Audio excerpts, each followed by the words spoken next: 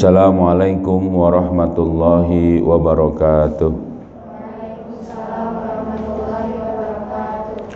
Alhamdulillah, nahmaduhu wa nasta'inuhu wa nastaghfiruh wa na'udzu billahi min syururi anfusina wa min sayyiati a'malina. May yahdihillahu fala mudilla lahu wa may yudlilhu fala hadiyalah. Asyhadu an la ilaha illallah wahdahu la syarikalah wa asyhadu anna Muhammadan abduhu wa rasuluhu la nabiyya ba'da. Allahumma salli ala sayyidina Muhammad wa ala ali sayyidina Muhammad. Rabbi israh li sadri wa yassir li amri wahlul 'uqdatam min lisani yafqahu qawli. Subhanaka la ilma lana illa ma 'allamtana innaka antal alimul hakim. Amma ba'du. Alhamdulillah, segala puji hanya bagi Allah.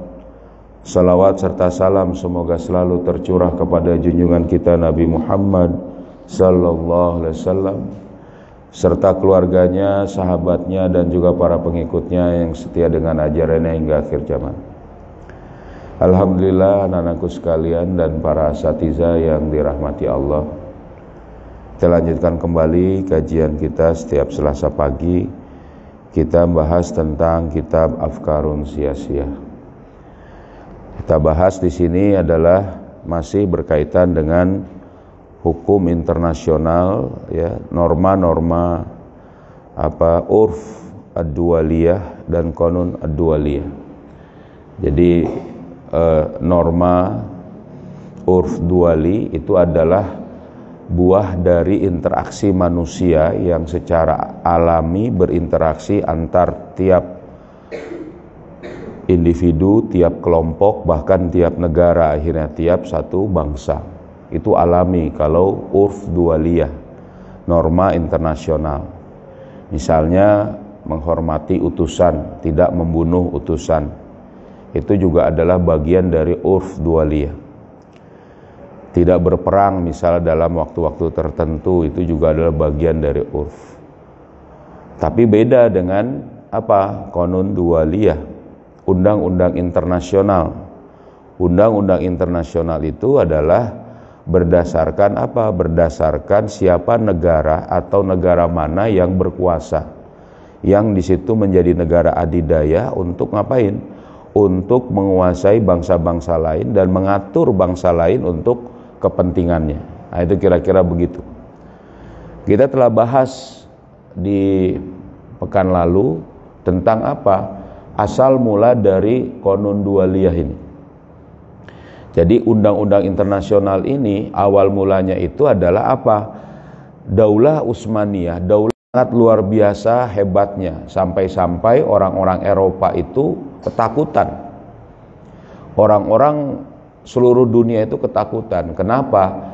Karena begitu datang pasukan kaum muslimin, begitu datang mereka untuk memfutuhat, mengislamkan pada waktu itu dengan kondisi Daulah Utsmaniyah, daulah Islam pada waktu itu bagaimana? Sangat superpower, sangat hebat.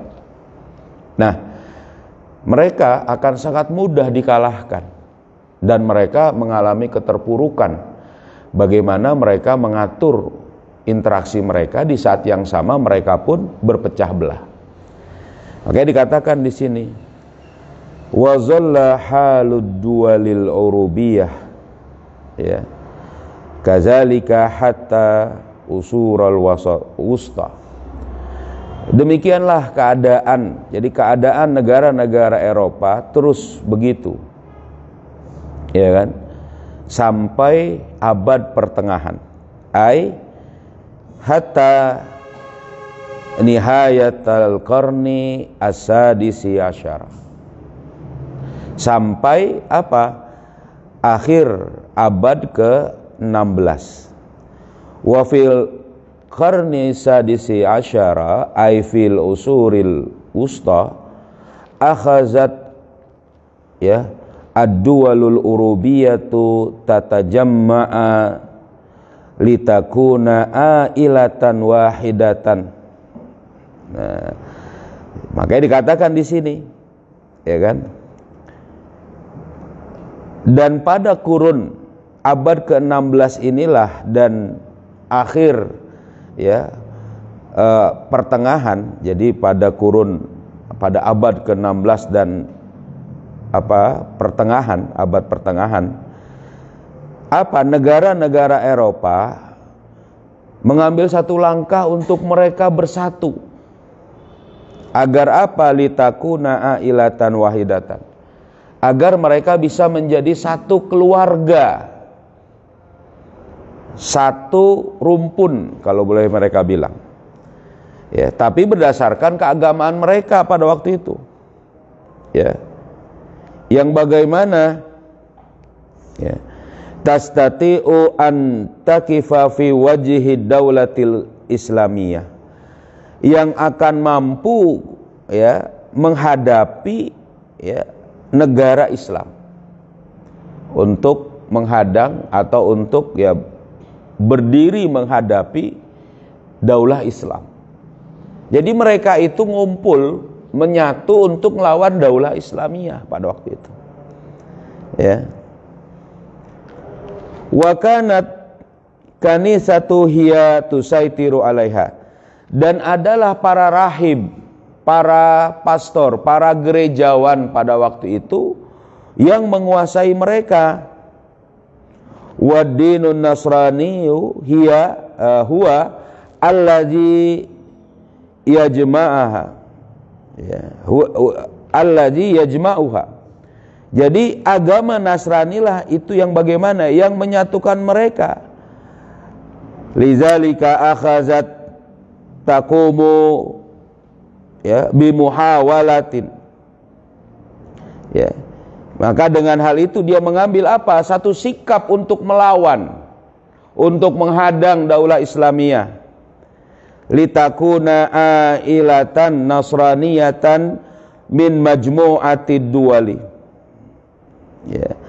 Agar bisa menjadi satu keluarga Nasrani ya, dengan mempersatukan negara-negara Eropa pada waktu itu. Gitu. Nih, perhatikan. Jangan perhatikan itu. Perhatikan ini. Jangan perhatikan itu. Ya. Jadi agar mereka itu bersatu untuk melawan daulah Utsmaniyah, daulah Islamiyah. Apa yang mempersatukan mereka? Ya, agama Nasrani mereka. Siapa yang memimpin mereka? Para rahib-rahib mereka, para ya pendeta-pendeta mereka dan pimpinan agama mereka. Ya. Nih. Gitu ya.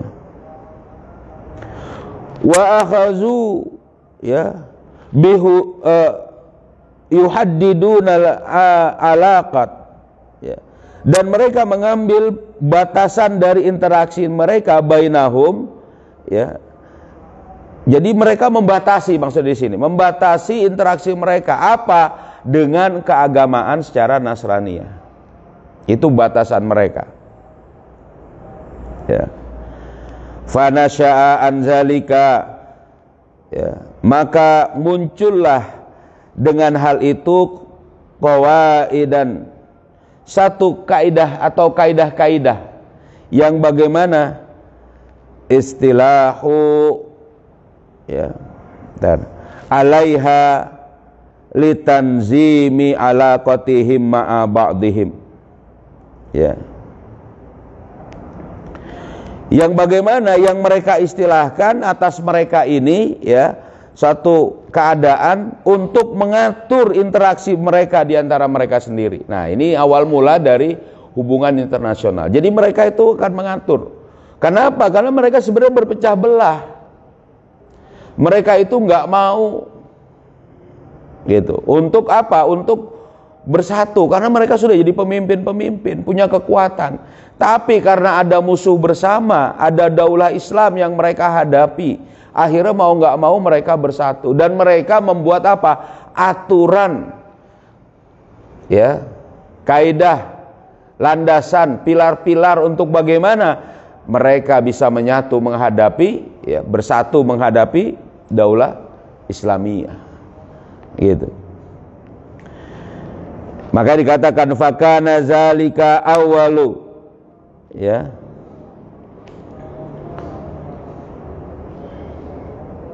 Ya. Apa ini bacaan ini? Fakana zalika awwalu nusu'in. Ya kan? Maka jadilah di situ pertama-tama yang memunculkan atau pertama kali muncul masumia fima, ya, ba'da, dengan apa yang mereka namakan setelah itu, alaiha litanzimi alaqatihim ba'da bil qanuni duwali. Dengan apa? Dengan nama undang-undang internasional. Ya. Ini yang mereka katakan. Inilah undang-undang internasional. Jadi paham ya? Undang-undang internasional itu muncul gara-gara orang Eropa, bangsa-bangsa Eropa bersatu butuh aturan untuk menghadapi daulah Islam. Dan mereka bilang itu adalah undang-undang internasional. Itulah mereka bilang begitu. Ya.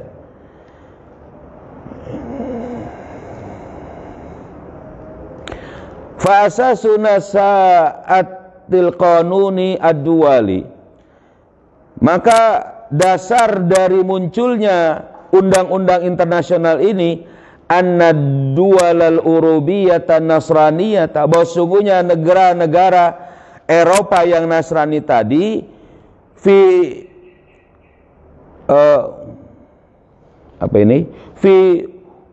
uruba, ya, di Eropa ini tajamma'at ala asasir rabitatin nasraniyati.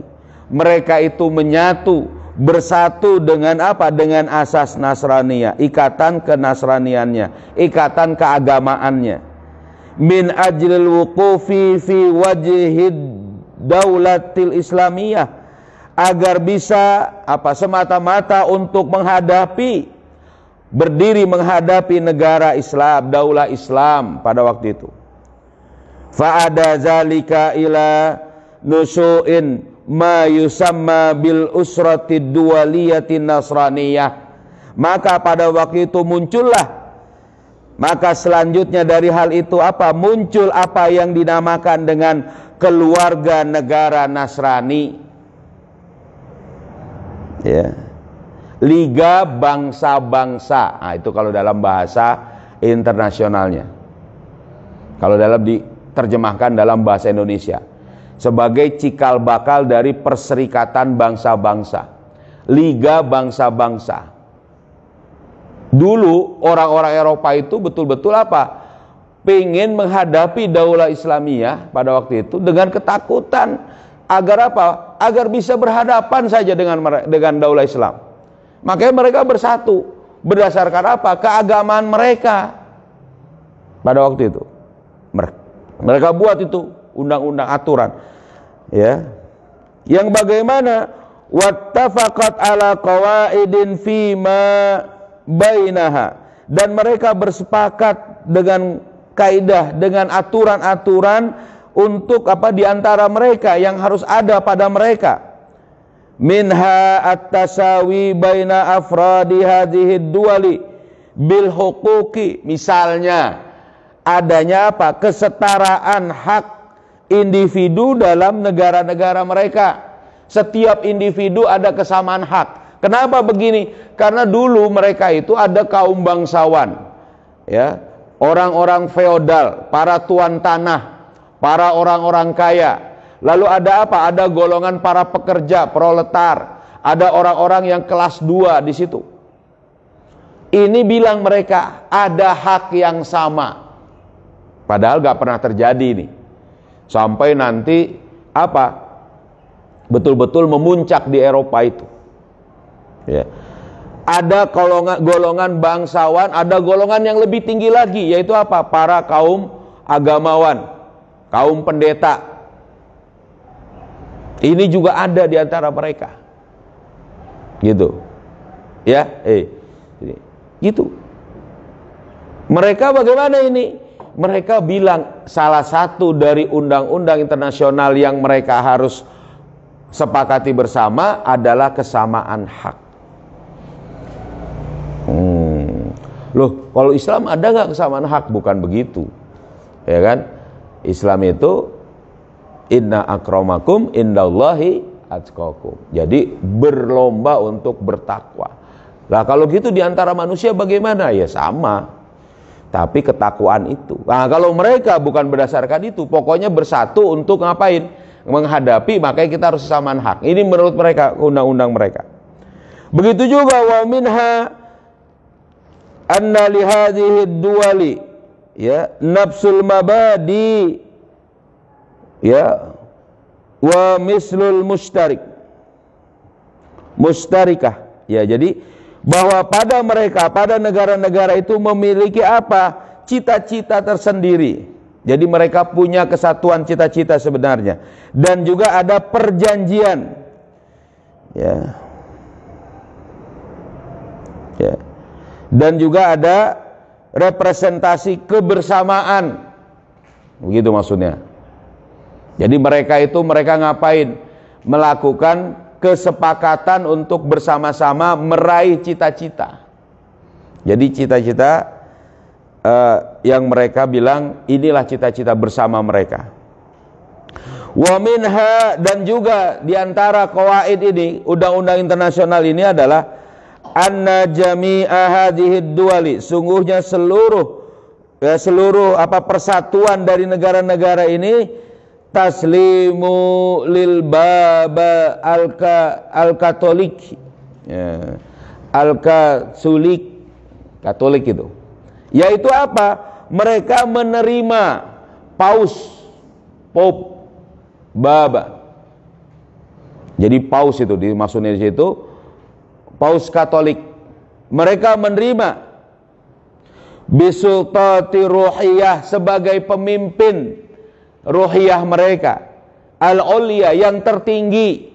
Nah ini dia, jadi mereka mengangkat Paus Katolik itu sebagai pemimpin tertinggi mereka, ala ikhtilafi mafahimiha mazahibiha ya, di atas perbedaan mazhab-mazhab mereka. Jadi sebenarnya orang-orang Nasrani ini waktu itu terpecah belah banyak sekali, tapi mereka akhirnya bersepakat menjadikan paus. Kalau tidak salah dulu ada banyak ya, ada Paus Urbanus, paus apa gitu ya, artinya kalau sekarang dulu ada Paus Yohanes, paus ya nggak tahu lah pokoknya itu ya. Mereka menjadikan pemimpin tertinggi mereka, kata mereka ini, untuk menghadapi daulah Islamiyah. Nah, fakanat hadhil qawaidu, maka jadilah aturan-aturan ini ya nawatan ya lil qanunid duwali, sebagai inti, sebagai cikal dari undang-undang internasional. Akan tetapi illa anna ijtima'a hadhihi duwalin nasraniyah, akan tetapi persatuan negara Nasrani ini lam yu'thar, sebenarnya enggak berpengaruh. Jadi sebenarnya mereka janji-janji, mereka sepakat-sepakat, tapi sebenarnya mereka apa? Berpecah-pecah, enggak ngaruh, tetap aja jalan sendiri-sendiri juga akhirnya. Walaupun memang ada di situ apa? Seruan-seruan untuk mereka ngapain? Tadi bergerak, ya kan? Bersama-sama. Tapi kadang ini berdasarkan apa? Berdasarkan adanya ancaman-ancaman tadi, bukan semata-mata karena qawaidnya mereka. Ya, ini yang kemudian sebenarnya nggak berpengaruh apapun itu. Ya, dikatakan di sini fa innal qawaidallati ittafaqat 'alaiha ya lam tastati ya jamaah. Jadi sungguhnya aturan-aturan yang mereka sepakati atasnya ini tidak mampu menyatukan mereka. Fa innan nizamal iqta'i zallahailan duna quwwatid duwali daulati. Nah, maka sungguhnya sistem feodal mereka ini tetap ya, bercokol tanpa adanya kekuatan negara, tanpa didukung oleh negara. Jadi sebenarnya kan gini, ada negara kemudian melingkupi para tuan-tuan tanah. Lalu mereka kemudian bersatu negara-negara ini. Tapi sebenarnya negaranya bersatu dalam liga bangsa-bangsa tadi. Tapi tuan tanahnya itu nggak mau ngikutin. Jadi mereka tetap aja jalan. Dengan model apa? Adanya perbudakan, adanya para kaum-kaum pekerja, adanya para golongan bangsawan. Walaupun mereka bilang samaan hak, tapi nggak akan ada itu cerita mereka kumpul dengan para pekerja mereka. Nggak ada. Jadi sebenarnya nggak berpengaruh juga ini, susah mereka. Gitu loh. Ya. Nah, duna ya.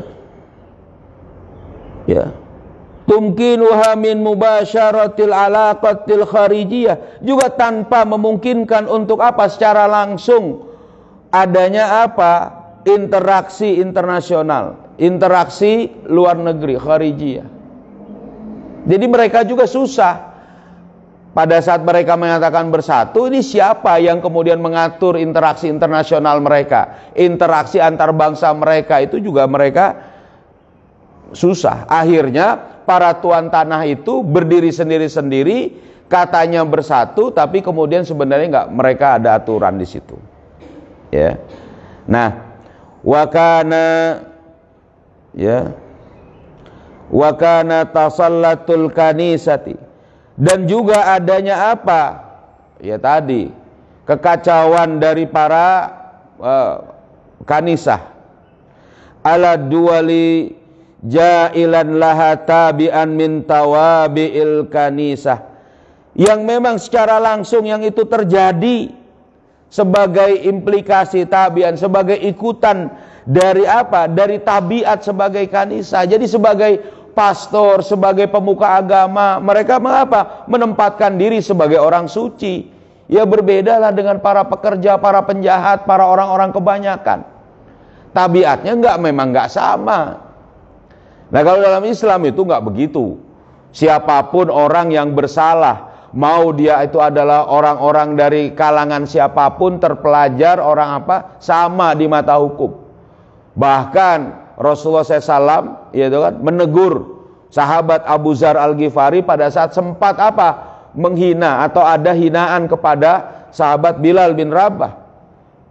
Bahkan dengan apa? Dengan menyesalnya Abu Dzar Al-Ghifari itu apa? Menempatkan pipinya itu di tanah untuk apa? Injak, untuk supaya apa? Menjadi kafarat, menjadi memohon ampun kepada, meminta maaf kepada Bilal bin Rabah. Kan ditegur Rasulullah, nggak boleh. Nah kalau mereka, oh enggak. Makanya sampai sekarang ada orang yang disebut dengan orang suci. Ada air suci.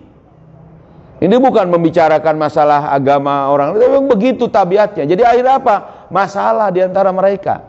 Walaupun mereka punya undang-undang internasional.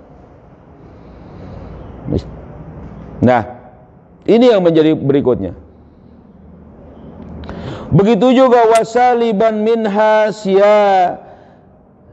siyadatuha wa istiklaluha, dan juga para rahib ini dianggap sebagai apa?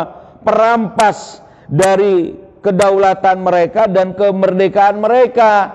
Jadi akhirnya mereka pun merasa nggak senang, karena berikutnya apa? Para rahib itu ngapain? Ngeluarin surat pengampunan, bahkan mengatur sampai ilmu pengetahuan mereka atur. Contohnya apa? Ada ilmuwan ya, Nicholas Copernicus, ya kan? Galileo Galilei. Mereka itu menyusun ya dari lensa yang ditemukan oleh Al-Haythami, lensa kacamata, lensa cembung, disusun sama dia. Lalu dia bisa apa? Membuat teropong. Karena susunannya pas, akhirnya apa? Bisa melihat bintang-bintang. Bisa melihat apa? Langit dengan bintang-bintang yang banyak. Di situ kelihatan oleh dia apa? Bulat.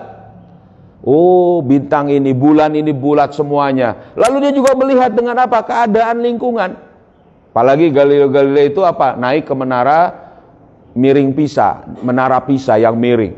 Dia melihat dari situ, dia kemudian ngapain? Membuat percobaan, lalu punya kesimpulan satu hal. Apa? Bumi ini bulat dan bumi mengelilingi matahari. Ini menurut para agamawan pada waktu itu bertentangan dengan mereka. Karena menurut para rohaniawan pada waktu itu, apa? Kalangan gereja itu mengatakan bumi itu datar, flat. Dan matahari mengelilingi bumi. Yang sampai sekarang penganutnya masih banyak. Bahkan ada beberapa orang-orang Islam juga ngikut aliran bumi datar, padahal ini adalah dari aliran gereja dulu, ya kan? Dengan dalil dari Al-Quran, katanya surat Al-Ghoshiyah itu, ya kan? Afala yanzuruna ilal ibili kaifa khuliqat wa ilas samai kaifa rufiat wa ilal jibali kaifa nusibat wa ilal ardi kaifa sutihat. Kata mereka, wa ilal ardi kaifa sutihat, inilah dalil bahwa bumi itu datar katanya. Padahal bukan itu maksudnya. Paham gak? Dulu dia pakai gitu. Sampai gereja memutuskan bumi datar. Padahal ilmuwan mereka secara ilmu pengetahuan mengatakan ini bulat mengelilingi matahari. Oh, nggak bisa, bertentangan dengan gereja, bunuh. Akhirnya dibunuhlah ilmuwan tadi. Kenapa begitu? Karena tadi ini dianggap sebagai suatu yang bertentangan. Dan akhirnya diantara mereka sendiri saling berpecah. Makin keras permusuhan mereka terhadap Islam, makin keras juga rasa permusuhan diantara mereka. Nah, makanya dikatakan walizalika, maka dari situlah hasala sira'u fid daulati, terjadi pergolakan pada negara-negara itu. Ya, pergolakan di dalam negara. Likai tataghallabu ala umara'il iqta'i. Ya. Agar supaya tadi begini, ya, terhadap apa pergolakan itu? Terhadap dominasi para umara, para pemimpin feodal. Wantaha bitaghallubi ad-daulati, ya, dan juga puncaknya dari apa? Dominasi negara, ya. Wa zawali nizamil iqta'i, dan pada saat itu mulai meredupnya, mulai hilangnya apa? Sistem feodal ini. Wa fi nafsil waqti, dan pada saat yang sama hasala sira'a, ya, didapatilah apa? Pergolakan baina daulati wal kanisa, antara pemimpin negara dan juga para pemuka agama, para rahib, ya kan? Ada ila izalati sultatil kanisah, yang membawa, yang berimplikasi kepada apa? Hilangnya kekuasaan para rahib itu. Anis su'unil dakhiliyah wal kharijiyah lidaulati ba'da an kanat al kanisatu, ya, tatahakkamu fiha, terhadap apa? Urusan-urusan dalam negeri dan urusan luar negeri, terhadap urusan dalam dan luar negeri negara, setelah para rahib itu menjadi penguasa di dalam negara tadi. Jadi akhirnya mereka apa? Mulailah saat itu nggak mau mengikuti pemimpin agama mereka. Lahirlah pada waktu itu aliran Kristen yang baru yang disebut dengan Protestan. Kalau bahasa kita begitu. Yang mereka tidak mengakui paus, mengakui pemimpin tertinggi Katoliknya. Ini dia. Jadilah pada waktu itu revolusi Eropa yang kemudian menghasilkan aliran baru di situ, di tengah-tengah agama mereka sendiri. Nah, walakin akan tetapi zallat daulatun nasraniyatu, ya kan? Ya. Walakin zallat ad-daulatun nasraniyatan, Akan tapi negara itu tetap menjadi negara Nasrani, walaupun tadi menentang agamawan mereka. Jadi aliran baru, tapi mereka tetap jadikan agama atau daulah negara mereka itu negara Nasrani. Sebentar lagi, ayo jangan tidur. Ya. Ya kan? Dan juga wa kullu ma fil amri annaha tazammat annaha nazamat alaqatad daulati bil kanisati ala syaklin yu'akidu istiqlalu daulati. Ya. Ya. Dan semua apa yang menjadi urusan mereka, ya kan, itu diatur menjadi interaksi negara dengan para pemuka agama dengan bentuk yang lebih menekankan kebebasan negara. Nah, ini dia yang terjadi. Jadi lebih bentuk kepada yang baru. Nah, inilah yang terjadi di Eropa. Pergolakan pemikiran, pergolakan antara orang-orang feodal dengan para rakyatnya sendiri, antara para biarawan, para rahib, para pemuka agama mereka dengan penguasa-penguasa yang lainnya, dan juga di antara mereka, perpecahan mereka. Jadi padahal mereka pingin bersatu, tapi akhirnya malah jadi susah. Ya gitu ya. Tapi ini menjadi apa? Tetap negara mereka negara Nasrani nih. Mereka nggak merubah itu. Dan mereka tetap menetapkan aturan-aturan di antara mereka, walaupun sangat lemah dan nggak berpengaruh, nyaris nggak ada pengaruh sebenarnya. Tapi ada aturan itu mereka buat, gitu. Makanya kaum muslimin sekarang gimana ini? Harusnya paham bahwa undang-undang internasional itu adalah apa? Untuk melemahkan Islam. Jadi jangan berpikir tentang masalah undang-undang internasional untuk diikuti. Human right, hak asasi manusia model begitu.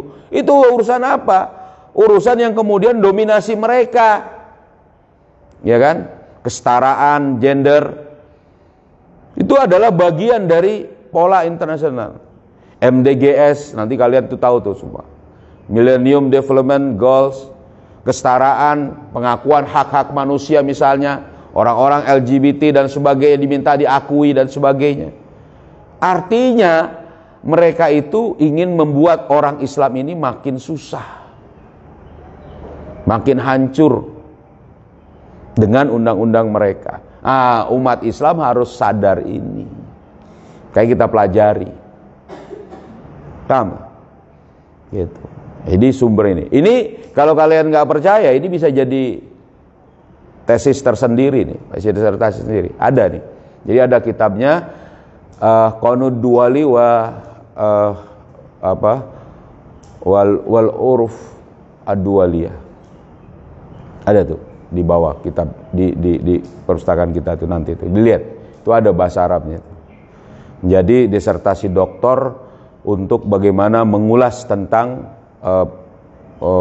urf duwaliyah dan qanud ad-duwaliyah. Paham itu? Ya. Ya, sampai situ dulu. Ada yang mau tanyakan? No, tanya? Enggak? Ini banyak enggak tanya. Harusnya tanya ya. Nanti siapin pertanyaan kalau mau tanya. Tapi nggak apa-apa. Yang penting kalian paham, kalian tahu. Kalaupun masih belum paham, jadikan ini maklumat. Satu saat nanti kalian akan ingat. Ya kan? Memang begitu. Satu saat akan kalian ingat. Dulu juga gitu. Muhammad Al-Fatih dengan gurunya Syekh Aksamsuddin itu diberitahu masih kecil bahwa kamu akan menjadi penakluk Konstantinopel. Saat itu mungkin dia belum tahu di mana Konstantinopel itu. Karena masih umur 7 tahun, 6 tahun. 5 tahun itu sudah diajari tuh, kamulah nanti penakluk Konstantinopel. Dia belum tahu Konstantinopel di mana. Tapi terus mengiang sampai terus besar, umur 20 tahun ya, itu sudah bisa menaklukkan Konstantinopel. Luar biasa tuh. Ya. Kayak siapa tahu nih, ada anak yang kecil ini, wah, yang gede-gede juga bisa. Gede ya. Jadi paham dengan semua urusan yang berkaitan dengan riayatus su'unil ummah. Oke, kita tutup dengan membaca surat Al-Asr sama-sama ya. Bismillahirrahmanirrahim. Wal asri innal insana lafi khusrin illalladzina amanu wa amilus solihati wa tawasau bil haqqi wa tawasau bis sabr. Subhanakallahumma wa bihamdika asyhadu an la ilaha illa anta astaghfiruka wa atubu ilaik. Assalamualaikum warahmatullahi wabarakatuh. Allahumma salli ala sayyidina Muhammadin tibbil qulubi wa dawaiha wal afiyatil abadani wa shifaiha wa nuril absari wa diyaiha wa ala alihi wa bihi wa sallim. Allahumma sholli ala sayyidina Muhammadin tibbil qulubi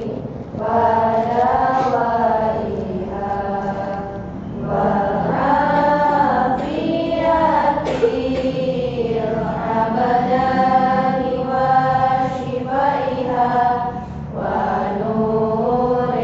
abadani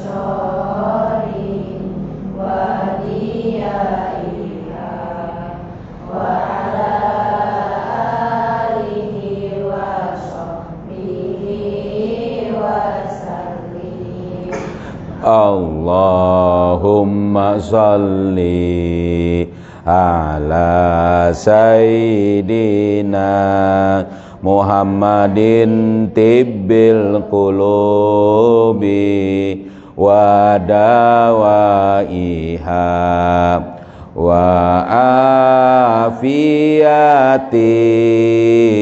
abadani wa shifaiha wa nuril absari wa diyaiha wa ala alihi wa sahbihi wa sallim. Alhamdulillah. Ya.